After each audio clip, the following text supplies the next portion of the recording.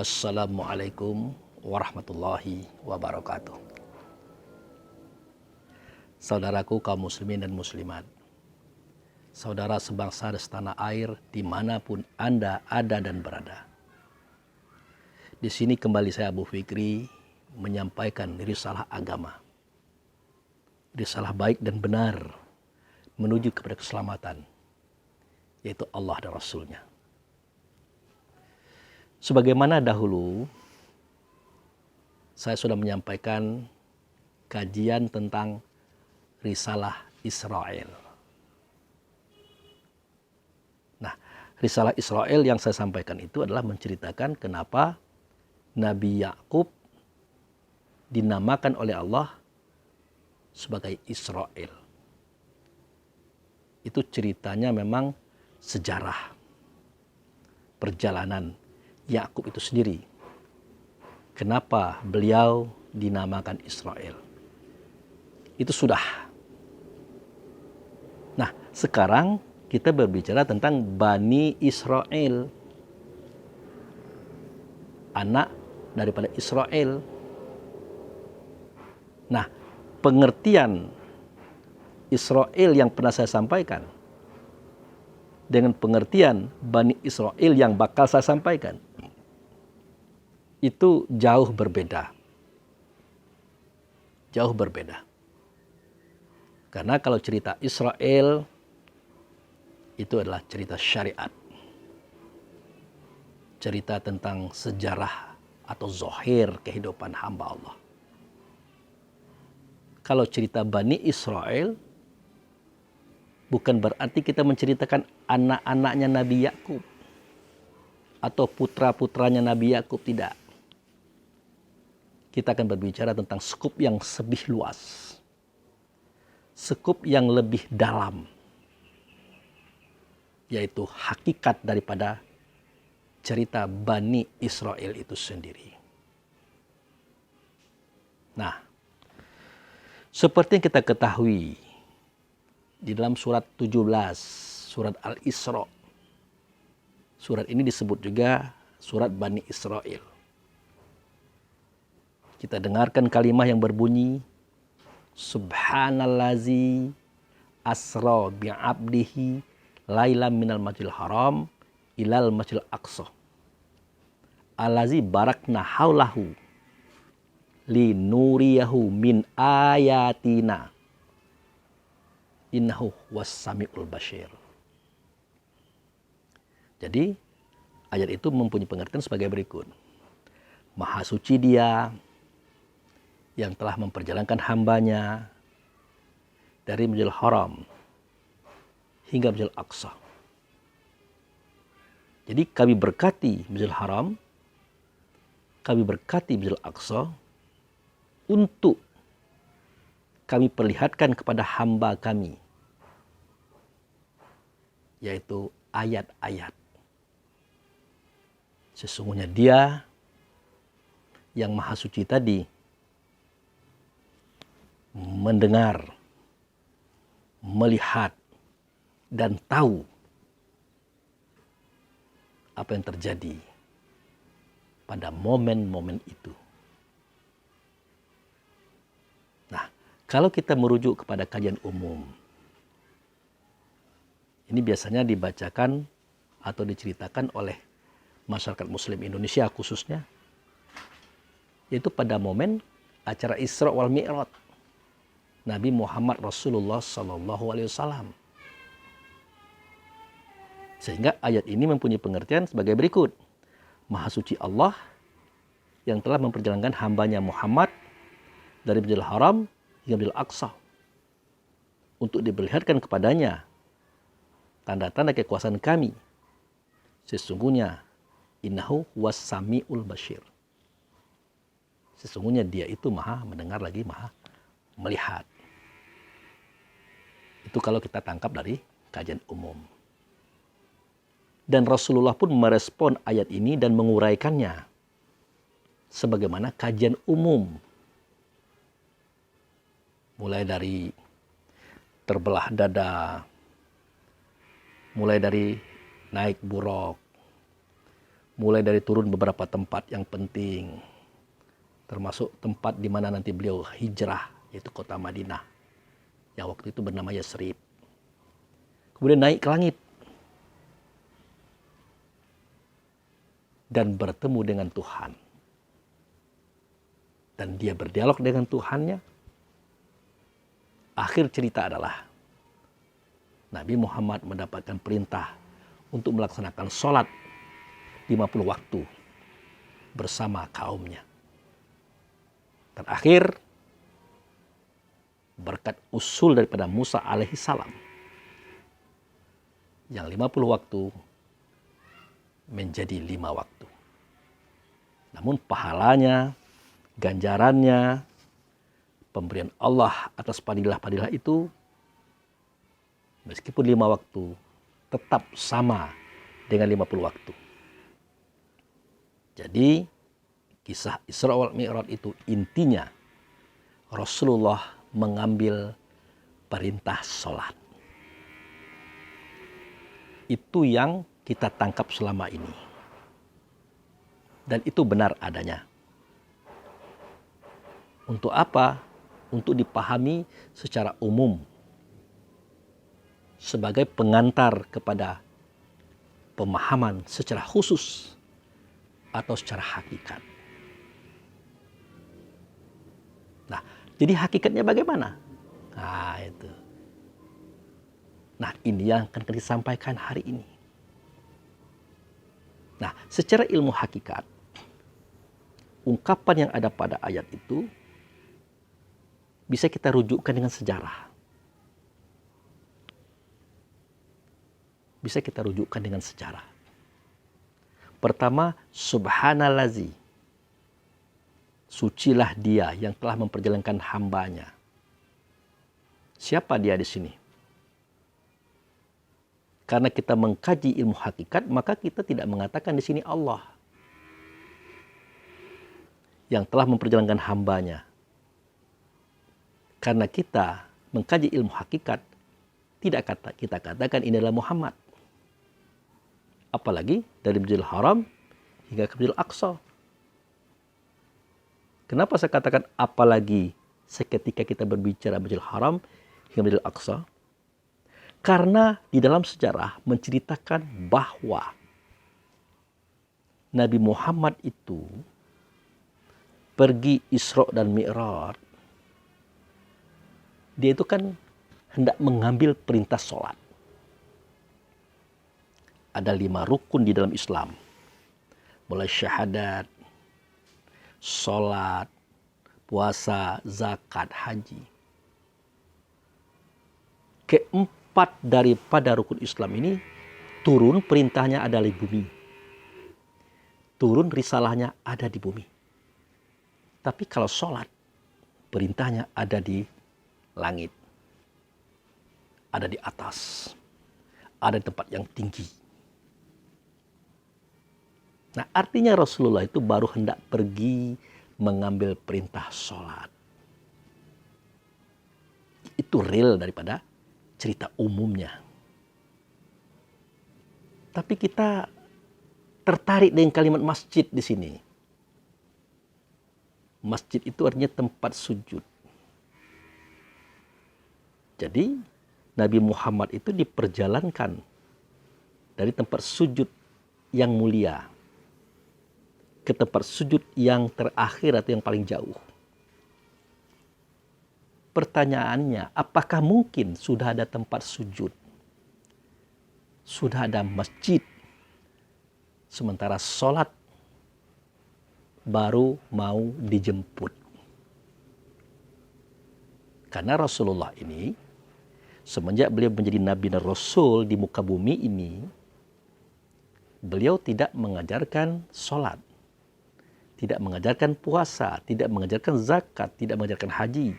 Selama 11 tahun, saudara. Tidak mengajarkan itu. Termasuk sholat itu sendiri. Beliau tidak mengajarkan itu.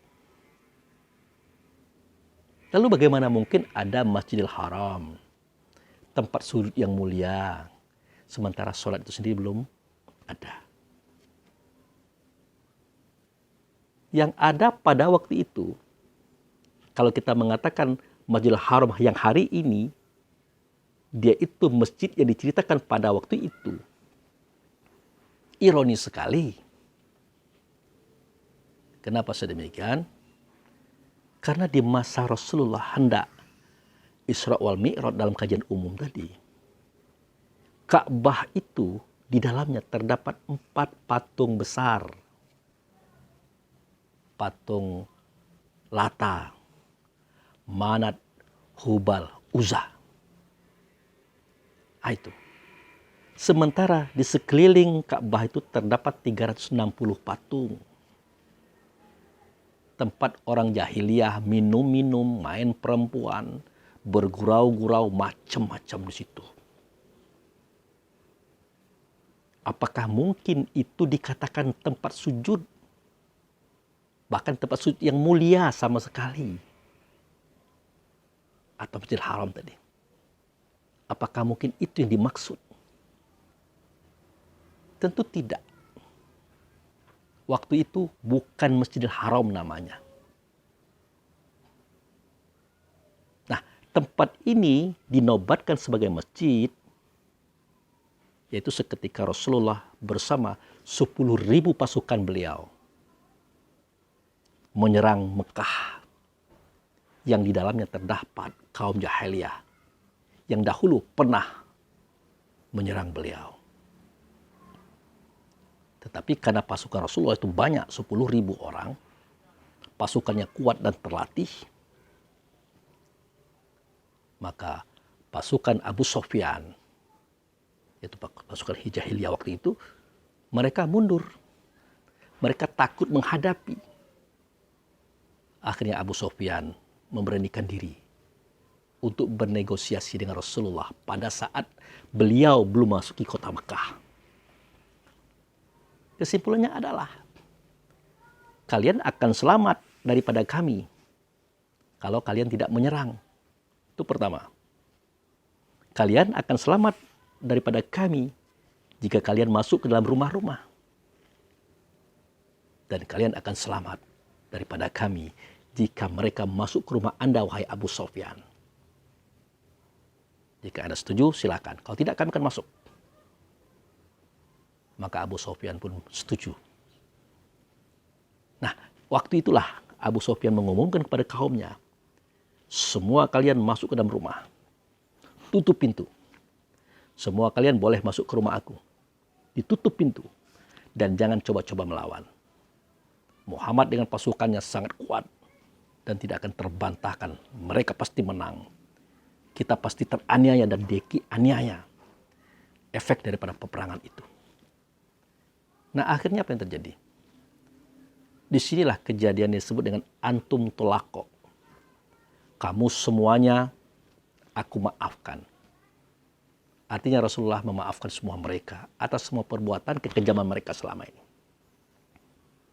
Nah, di momen itu pula lah Rasulullah bersama-sama sahabatnya menghancurkan 360 patung yang ada di sekitar Ka'bah, mengeluarkan patung besar yang di dalam Ka'bah, Manat, Hubal, Lata, Uzza, dan menghancurkan semuanya. Kemudian membersihkan lantai yang ada di sekitar Ka'bah, mencucinya sebersih mungkin. Setelah rapi, baru Nabi mengatakan, mulai hari ini, tempat ini kita gunakan untuk sujud di dalam sholat. Mulai hari ini, Ka'bah sebagai tanda Baitullah adalah kiblat bagi kamu seketika kamu sholat. Nah, itulah momentum di mana Masjidil Haram hari ini dijadikan masjid oleh Rasulullah, yaitu Masjidil Haram, seketika beliau melakukan serangan dengan 10.000 pasukan beliau saat Futul Mekah, meskipun tidak terjadi pertumpahan darah. Nah, jadi seketika beliau baru Isra wal Mi'raj, belum itu. Nah, yang jadi pertanyaan, Masjidil Haram dalam ayat ini, masjid yang mana? Tempat sujud yang mulia dalam ayat ini, tempat sujud di mana? Kan begitu cara kita berpikir. Nah, yang lebih hebat lagi, dari Masjidil Haram ke Masjidil Aqsa,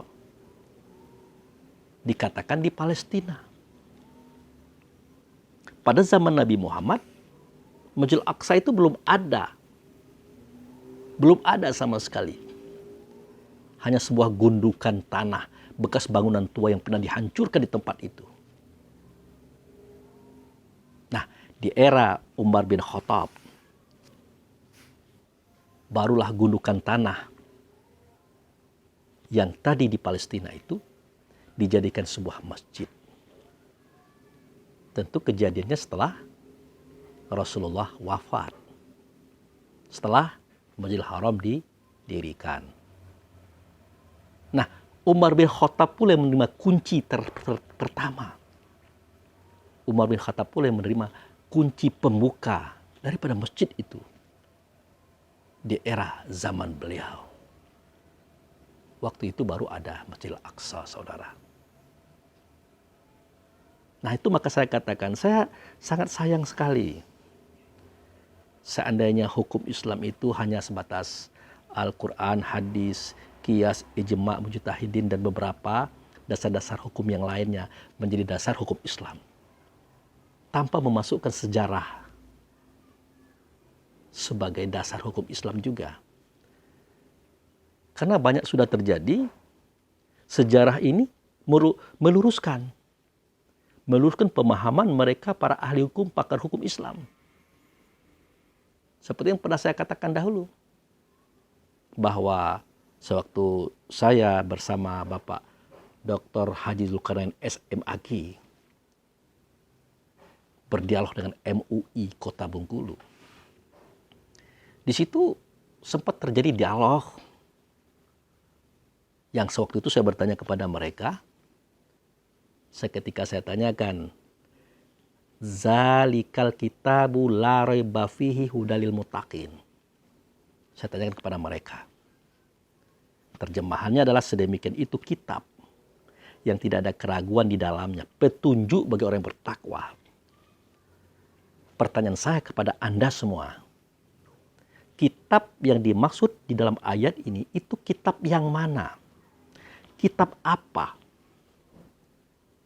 Maka berkatalah salah seorang daripada mereka sebagai juru bicara, sebagai penanya pada waktu itu.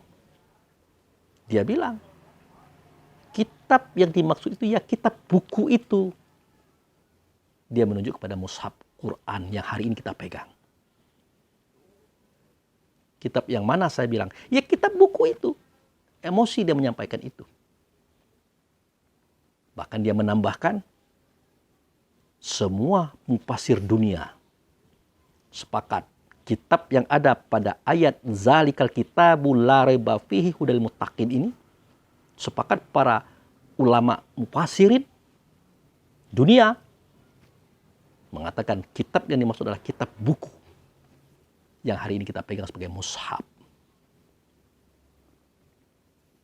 Nah, kalau memang seperti itu pemahaman para ahli tafsir dunia, termasuk beliau mengatakan tadi, kan mengecewakan bagi saya, bagi kita semua yang mempelajari ilmu hakikat.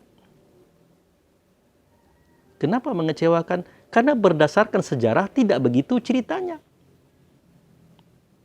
Di zaman Nabi Muhammad, setiap datangnya wahyu, maka itu ditulis di atas pelepah kurma, batu-batu, kayu-kayu, kulit-kulit hewan, tulang-tulang, dan sebagainya. Waktu itu belum ada juz, belum ada nama surat, dan belum ada ayat. Belum ada. Kononlah buku. Nah, lalu bagaimana mungkin mereka berasumsi, menyatakan kitab di situ adalah kitab buku mushaf yang hari ini kita pegang? Di situ kita sedikit agak kecewa. Karena beliau itu membawa nama ulama mufasirin dunia. Itu efek dari apa? Karena sejarah tidak dimasukkan ke dalamnya. Baik, kita tidak usah lanjutkan cerita itu. Nah, begitulah hasil penelitian akar fikir daripada kita di dalam membahas masalah Masjidil Haram, Masjidil Aqsa tadi. Jadi Masjidil Haram yang mana? Masjidil Aqsa yang mana? Yang Allah memberkati masjid ini. Jadi Masjidil Haram tadi, Masjidil Aqsa tadi, barakna haulahu, diberkati masjid itu dan di sekitarnya. Supaya apa? Supaya linurihu min ayatina, supaya kami dapat memperlihatkan ayat kami di masjid ini, masjid ini, masjid ini. Lalu di mana masjidnya? Masjidil Haram, Masjidil Aqsa yang Allah berkati itu di mana tempatnya? Ternyata saudaraku kaum muslimin dan muslimat, saudara sebangsa tanah air, tidak seperti yang kita pikirkan selama ini. Masjidil Haram, tempat sujud yang mulia, benar adanya. Lokasi tempatnya bukan di muka bumi ini pada waktu itu. Tetapi di luar seantero alam. Di negeri yang tidak disebut dengan alam. Di mana nama negerinya? Apa dianya? Itulah negeri Bakkah. Bakkah di sini bukan Mekah, saudara. Bukan Mekah. Tetapi Bakkah itu memang suatu negeri yang kita sering dengar daripada orang-orang tua kita. Ayahmu kemana? Ibumu kemana? Maka dijawab, ayah dan ibuku sudah kembali ke negeri Bakkah. Artinya kembali ke negeri semula. Nah, di dalam negeri Bakkah itu ada rumah. Rumah yang Allah menjadikan untuk bagian daripada manusia, yaitu ruh. Betul, diberkati negeri dan rumah itu. Betul. Di dalamnya terdapat ayat. Nah, kan dikatakan tadi, linuriu min ayatina. Akan kami perlihatkan di situ ayat. Di situ, di sini maksudnya adalah Baitullah tadi, yang di dalamnya memang ada ayat. Di antara ayat itu adalah tempat tegak atau makomnya Ibrahim. Juga akan diperlihatkan kepada mereka yang hadir ke tempat itu. Dikunci dengan kalimah mandakalahu kana amin. Siapa yang masuk ke rumah itu maka aman sentau salah dia. Itulah rumah yang aman. Itulah negeri yang aman yang diceritakan oleh Allah pada surat At-Tin. Wa hadzal baladil amin. Dan demi negeri yang aman ini, dia menuju kepada negeri Bakkah tadi. Yang di dalamnya ada rumah, yang di dalam rumah itu ada ayat, yang di situ pernah terjadi sujud. Lalu bagaimana cerita dan kisahnya? Nah, kembali kita kepada surat Ali Imran ayat 96 dan 97. Kembali kita kepada cerita itu. Pada ayat itu dijelaskan, inna awala baiti wudi alinnasi lalazi bibakah mubarakah wahudalil alamin fihi ayatu bainatu maqama Ibrahim mandakalhu kana amina. Ayat itu jelas. Ayat ini selalu saya bawakan di setiap saya menyampaikan kajian hakikat. Apa terjemahannya? Sesungguhnya rumah yang pertama kali. Kalau sudah Allah dan Rasul mengatakan rumah yang pertama kali, artinya sebelum rumah itu belum ada rumah, saudara. Harus kita pahami. Belum ada rumah. Nah, kami yang menjadikan bagi manusia. Bukan manusia, bagi manusia. Ingat, Kenapa kalimatnya begitu Pak Abu Fikri? Kalau manusia kan jelas tubuh badan jasad yang terbuat dari air sulbi atau air mani. Itu kejadiannya di bawah langit, di atas bumi, di permukaan bumi yang disebut dengan dunia.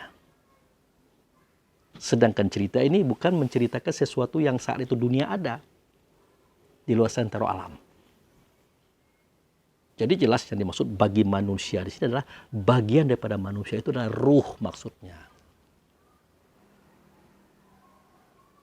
Nah, rumah itu dijadikan oleh Allah bagi ruh. Diberkati. Nah, itu dia. Rumah itu diberkati sesuai dengan kalimat yang terjadi pada surat Al-Isra ayat 1 tadi. Barakna haulahu. Diberkati.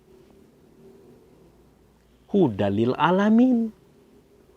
Petunjuk bagi alam semesta. Kita tidak bisa berkata langit, kita tidak berkata bumi, kita tidak berkata tentang alam semesta yang hari ini kita pahami. Karena pada waktu itu benda-benda itu belum ada. Jadi petunjuk alam semesta yang dimaksud adalah petunjuk alam semesta yang nanti dia ada. Ini alam semesta. Tubuh badan jasad kita. Di dalamnya ada. Siapa di dalamnya? Tepatnya di hati, siapa dianya? Itulah ruh. Yang dia sudah ada pada waktu itu, di dalam rumah itu. Jadi rumah itu petunjuk bagi alam semesta. Intinya isi alam itu yang minta petunjuk ke dalam rumah itu. Kenapa dia minta petunjuk ke dalam rumah itu? Karena di dalamnya ada orang yang membawa petunjuk, ada orang yang membawa agama. Siapa beliau? Itulah yang diceritakan hari ini. Dalam kalimatnya Allah, dalam katanya Rasul, yang bunyinya, wallazi arsala rasullahu bil huda wa dinil haq.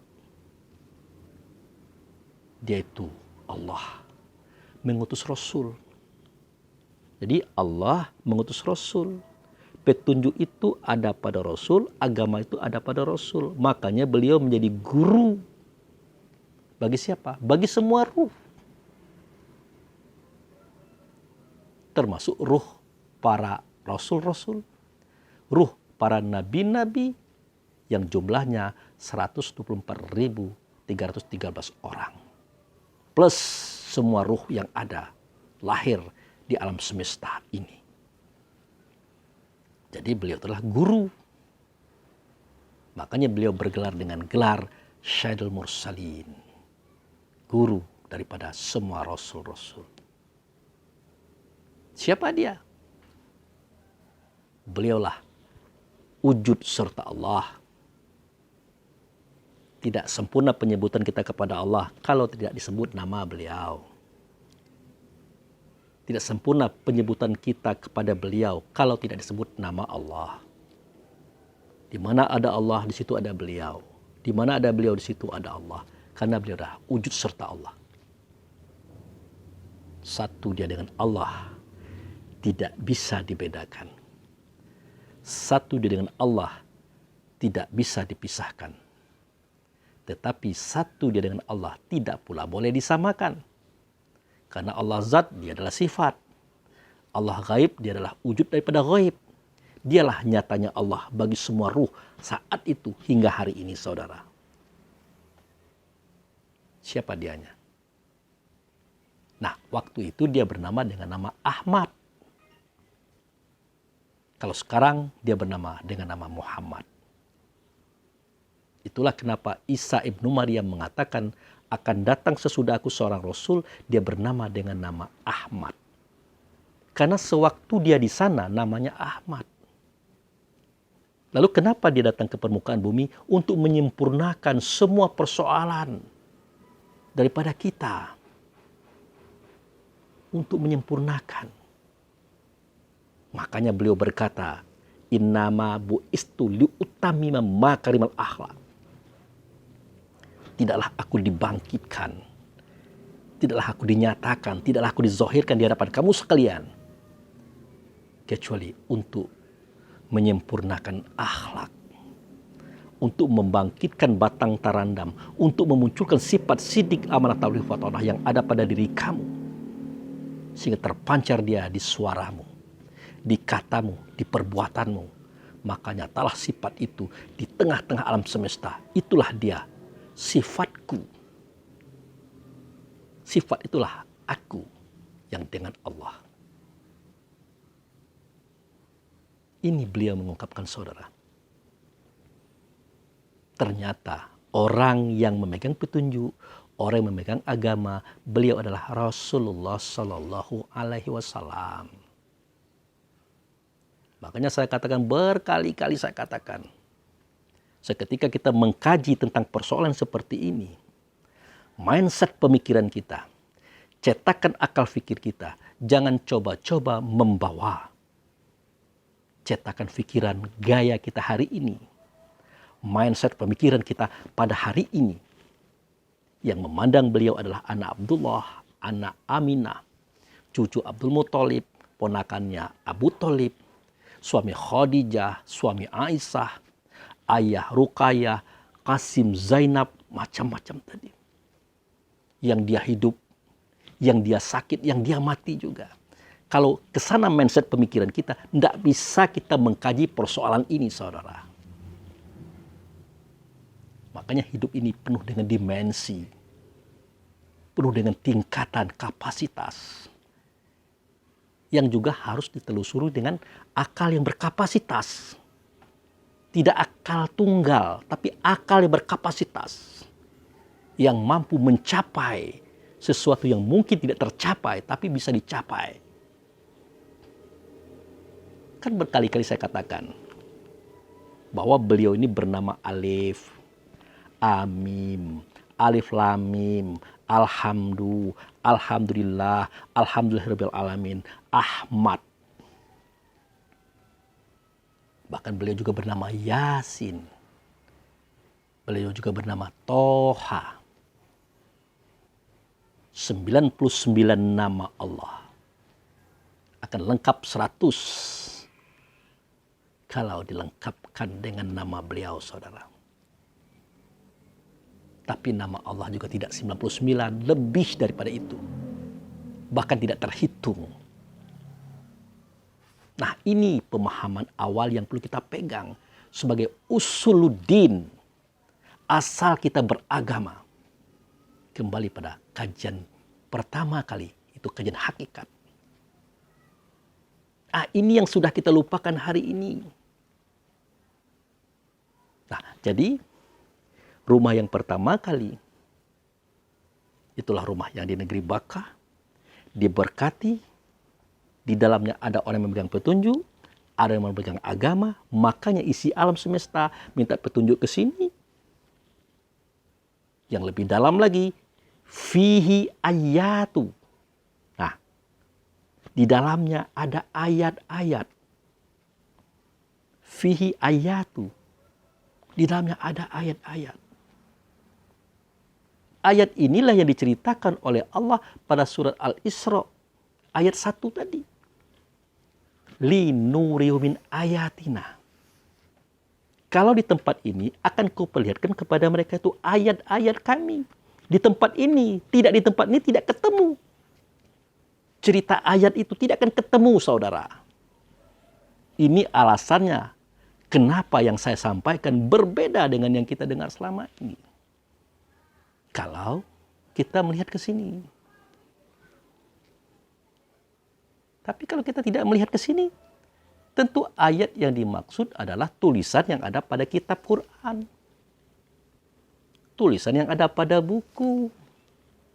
Sampai-sampai kita mengatakan mendustakan ayat itu yang mendustakan tulisan yang ada pada kitab Quran.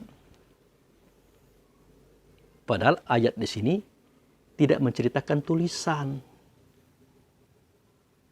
Tidak. Sampai-sampai Allah pernah berkata, walau anzalna hazal kitaba, hazal Quran fil kirtos. Seandainya kami turunkan kitab ini, Quran ini, keterangan ini di atas kertas, dan mereka bisa memegangnya, pasti orang-orang yang mengingkari yang waktu itu adalah ahli kitab, bohong kita. Bohong mereka kalau mereka mengatakan kitab itu buku. Bohong mereka kalau mereka katakan Quran itu buku. Ahli kitab tahu apa itu kitab, apa itu Quran, apa itu ayat. Tahu mereka. Kita saja yang belum tahu, bukan tidak tahu, belum tahu. Kitab di situ, Quran di situ, ayat di situ, tidak cerita tentang buku. Tidak cerita tentang tulisan. Makanya kalimat itu, walau anzalna Quran fil kirtos, falyamasuhu biyamin. Kalau kami turunkan Quran itu di atas kertas, mereka bisa memegangnya dengan tangan kanannya. Laqala lazina kafaru in haza illa sihrun mubin. Ini tidak lain adalah sebuah sihir yang nyata, bohong yang besar. Ini orang ahli kitab berkata seperti itu. Kenapa kita tidak mengerti perkataan itu, saudara? Jadi itu ceritanya. Karena mereka terdahulu memahami ilmu hakikat ini. Sejak Adam sampai Isa, kajiannya sama. Tidak ada bedanya. Cuman berbeda adalah ruang dan waktu, kurunnya, syariatnya, itu saja yang berbeda. Intinya sama. Itu. Nah, kembali kepada persoalan cara kita memahami bahasa yang ada pada surat Al-Imran ayat 96 dan 97 tadi. Jadi di situ, di dalamnya ada ayat, satu di antaranya adalah Maqam Ibrahim, tempat tegak Ibrahim. Lalu apa yang terjadi di tempat itu, saudara? Pada saat itu. Apa yang terjadi di tempat itu pada saat itu? Siapakah dia yang memegang petunjuk dan agama? Siapakah Ibrahim? Siapa kita? Pada waktu itu, siapa? Ya tidak usah jauh-jauh. Kita kembali kepada kitab Quran yang hari ini kita pegang. Di situ ada pedomannya, saudara. Pada surah Al-Baqarah ayat 124. Di situ jelas Allah Subhanahu wa taala mengatakan melalui Rasulullah. Wa izibtala Ibrahim rabbahu bikalimati fa atamahunna. Qala inni ja'iluka imam malinnas. Ingatlah, seketika pada waktu itu Ibrahim kami uji dengan beberapa kalimat. Jadi Allah memerintahkan kita, Rasul memerintahkan kita mengingat seketika Allah menguji Ibrahim dengan beberapa kalimat. Waktu itu. Dan beliau berhasil menyelesaikan. Dan sukses. Kalimat itu apa? Nanti akan saya ceritakan. Dan beliau bisa menjawabnya. Makanya beliau dinobatkan oleh Allah pada waktu itu. Sebagai imam. Imam bagi siapa? Bagi semua manusia. Bukan manusia, ada bagian daripada manusia itu ruh. Jadi ruh itulah ayat. Ibrahim itulah imam. Kita cerita tentang ayat. Tadi Pak Abu Fikri mengatakan ayat itu bukan tulisan pada kitab Quran. Oke, kita ceritakan. Seketika Rasulullah berkata, Zalikal kitab. La raiba fihi hudal muttaqin. Sedemikian itu kitab tidak ada keraguan padanya. Petunjuk bagi orang bertakwa. Anda tahu apa yang terjadi pada pemikiran sahabat. Mereka bingung. Rasul tidak pernah megang buku. tidak pernah membolak-balik buku, tidak pernah mengajar buku. Rasul ini tidak bisa membaca, tidak bisa menulis. Lalu kitab ini apa? Kitab ini apa? Makanya mereka bertanya, ya Rasulullah, mahwal kitab? Ini yang ditanyakan oleh saudara saya di MUI. Dari mana Anda dapat data itu? Ini ceritanya saudara.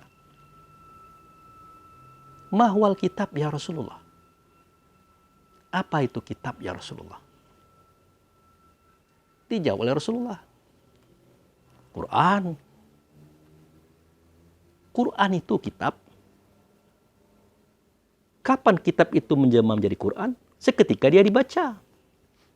Kalau kitab sudah dibaca, maka namanya bukan kitab lagi, tapi bacaan. Itulah Quran.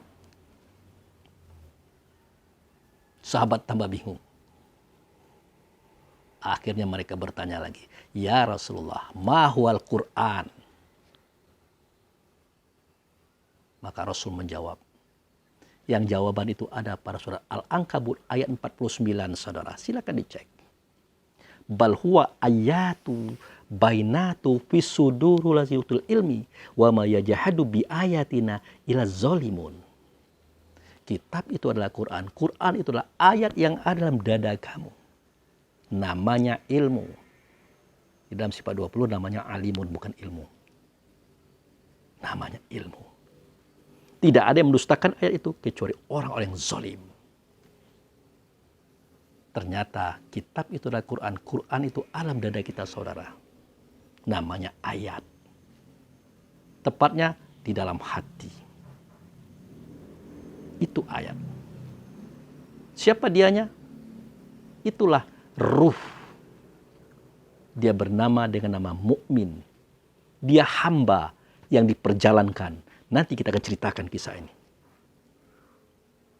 Ruh itu yang ayat. Seketika dia itu menyimpan fakta dan data sejarah. Zohir hingga batin. Awal hingga akhir. Namanya kitab. Seketika dia dibaca, namanya Quran. Seketika dia menyatakan keberadaannya melalui tubuh badan jasad fisik ini di permukaan alam, dia disebut dengan ayat atau tanda keberadaan Allah dan Rasul. Itu saudara. Nah, ayat dalam ayat yang ada pada surat Ali Imran 6 tadi, yang dimaksudnya di dalam rumah itu ada ruh. Itu ayat. Karena Ibrahim itu imam, berarti Ibrahim itu berada di depan daripada semua ruh. Kalau Ibrahim itu imam, terletak di depan, ya karena imam itu asal katanya amamah, di depan, kita di belakang, namanya kita itu makmum. Jadi terjawab sudah. Siapa Ibrahim, siapa kita? Ibrahim adalah imam, kita adalah makmum. Nah, yang dihadapi oleh Ibrahim, yang dihadapi oleh kita bersama Ibrahim waktu itu, siapa dianya? Dalam bahasa Arabnya, kiblat. Siapa dianya? Tentu beliau adalah wujud serta Allah. Tentu beliaunya adalah wasilah perantara antara Ibrahim dan kita bersama-sama menuju Allah. Perantaranya beliau, saudara. Ternyata beliau adalah Muhammad Rasulullah Sallallahu Alaihi Wasallam yang hari ini kita kenal beliau dengan nama itu. Yang waktu itu dia bernama dengan nama Ahmad. Nah, disinilah terjadinya processing ujian yang diberikan oleh Allah melalui Muhammad kepada Ibrahim tentang beberapa kalimat. Kalimat apa? Kalau sudah berbicara kalimat berarti 2 kata atau lebih. Berarti 2 kata atau lebih. Inilah processing yang dilukiskan oleh Allah dan Rasul yang terjadi pada surat Al-A'raf ayat 172. Perhatikan ayat itu. Wa iz akaza rabbuka min bani Adam min zuhurihim zuriyatam ashhadahum ala anfusahum. Alastu bi rabbikum? Qalu bala syahidna. Antakulu yaumal qiyamah inna kunna an hazal ghafilin. Al-A'raf 172. Dan ingatlah. Kenapa ada kata ingatlah? Karena kejadian ini memang ada. Kita mengalami. Tapi kita lupa. Makanya dikatakan ingatlah. Seketika Tuhanmu mengeluarkan keturunan anak Adam. Ini hebatnya ayat ini. Kalau sudah keturunan anak Adam, artinya saripati tanah. Itu sulbi, itu air mani. Sudah diceritakan waktu itu. Karena Adam terbuat dari tanah, tubuhnya. Kalau isi Adam, ruh Adam sama dengan kita. Tapi jelas di bawah Ibrahim, karena dia tidak imam.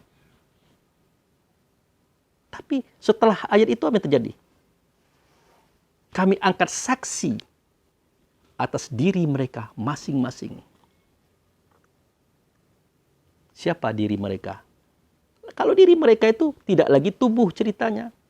Tidak lagi air mani ceritanya. Tidak lagi saripati tanah ceritanya. Dia merujuk kepada yang ada dalam tubuh itu. Padahal waktu itu dunia belum ada. Cerita ini sudah dibuka. Maksudnya itu ruh. Wa iz akaza rabbuka min bani Adam min zuhurihim zuriyatahum wa ashhadahum ala anfusahum. Atas diri mereka yang sebenar diri. Di situ diangkat persaksian. Berkata dia wujud serta Allah. Yang kita kenal dengan Muhammad SAW hari ini. Yang waktu itu dia bernama Ahmad. Alastu bi rabbikum? Adakah tidak aku ini dengan Tuhan kamu? Dia bertanya. Ini adalah ujian secara umum. Yang jawabnya sudah terjawab pada waktu itu. Karena kita sudah diberitahu. Adakah tidak aku ini dengan Tuhan kamu? Kalau Allah jelas Tuhan. Kalau aku? Aku adalah wujud serta Tuhan. Wujud serta Allah. Nah, adakah tidak aku dengan beliau? Ya tentu kita jawab. Bahwa kita tidak melihat Allah. Yang kita lihat adalah beliau. Kita tidak mendengar suara Allah. Yang kita dengar suara beliau. Kita tidak menghadapi Allah. Yang kita hadapi adalah beliau. Tentu kita menjawab, bala syahidna. Benar kami menyaksikan bahwa engkau dengan Tuhan kami. Engkau di sini merujuk kepada Muhammad, saudara. Tuhan di sini merujuk kepada Allah. Di era itu. Nah, itulah asal muasal sejarah terjadinya asyhadu alla ilaha illallah wa asyhadu anna Muhammadar Rasulullah. Aku bersaksi tidak ada zat, tidak ada sifat, tidak ada nama, tidak ada perbuatan kecuali Allah. Tetapi aku saksikan tidak Allah, melainkan utusannya. Melainkan sifatnya, melainkan wujudnya, bernama dia dengan nama Muhammad hari ini, Muhammad. Kalau waktu Ahmad. Itu yang kita lihat. Karena beliau itu adalah asal muasal, semua asal. Makanya tidak ada zat, tidak ada sifat, tidak ada nama, tidak ada perbuatan kecuali Allah. Tapi Allah itu tidak nyata, nyata pada beliau. Itu makna daripada ana minallah wal mu'minu minni. Aku daripada Allah, sedangkan kamu sekalian wahai mukmin berasal daripada aku. Itu saudara. Nah, setelah itu kita sujud semuanya kepada Allah yang nyata adalah beliau. Tempat kita sujud itulah yang disebut dengan masjid. Karena beliau adalah agung dan mulia. Tempat sujud itu disebut dengan tempat sujud yang mulia dalam bahasa Arab, Masjidil Haram. Tapi ingat, jangan diartikan sujud di situ seperti kita sujud hari ini. Karena waktu itu kita adalah nurnya Muhammad. Muhammad itu adalah nurnya Allah. Tidak ada kita sujud dalam bentuk seperti sekarang ini. Sujud seperti sekarang ini karena ada tubuh, badan, jasad. Lalu sujud dalam artian apa? Dalam artian sami'na wa ata'na. Kami dengar dan kami taati. Kami yakin, kami berpegang teguh dengan kalimat yang hak, yaitu asyhadu an la ilaha illallah wa asyhadu anna muhammadar rasulullah. Inilah kalimat yang diujikan oleh Allah dan Rasul melalui beliau kepada Ibrahim, dan beliau berhasil melaksanakan itu dengan baik. Makanya beliau jadi imam, saudara. Itu intinya. Sesak napas saya menyampaikan, saudara. Dan jangan saudaraku menyalahkan jika saya menyampaikan ini